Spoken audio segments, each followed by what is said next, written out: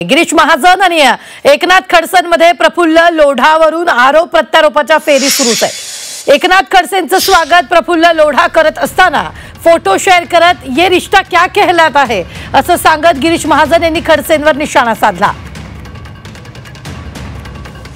गिरीश महाजनांनी काय म्हटलं होतं पाहूयात।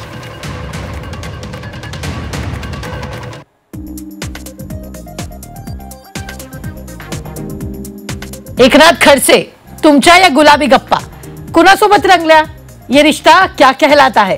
तुमचे षडयंत्र जनतेसमोर उघड होतंय। हाच तो प्रफुल्ल लोढा ज्याला तुम्ही दारुडा बोलला होतात। हाच तो प्रफुल्ल लोढा ज्याने तुमच्यावर स्वतःच्या मुलाच्या खुनाचा आरोप केलेला आहे।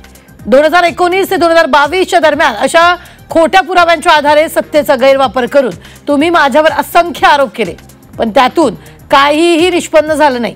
मी निर्दोष आहे हेच वारंवार सिद्ध झालं असं गिरीश महाजनांनी म्हटलंय।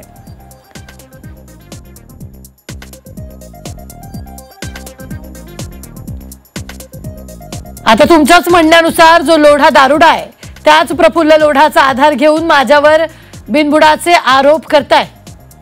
एकनाथ खडसे काय तुझी ही व्यथा असं गिरीश महाजनांनी म्हटलंय।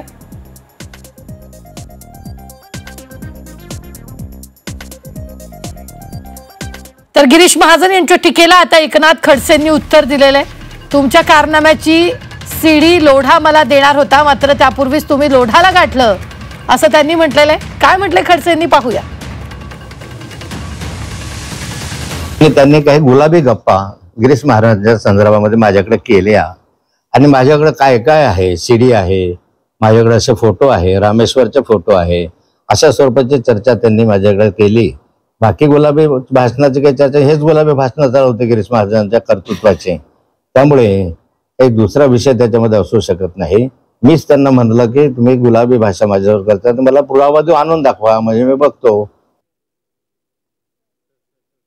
3 महिने त्याचे पाय चेपत बसले। त्या गुलाबी भाषेबंद ह्या अनेक गोष्टी माझ्याकडे येण्यासारख्या होत्या, पण तुम्ही त्याला घेऊन गेले आणि त्या हॉटेलमध्ये त्याचे 3 महिने पाय दाबत असल्यामुळे ती जी माहिती आहे ती मला उपलब्ध होऊ शकतली नाही।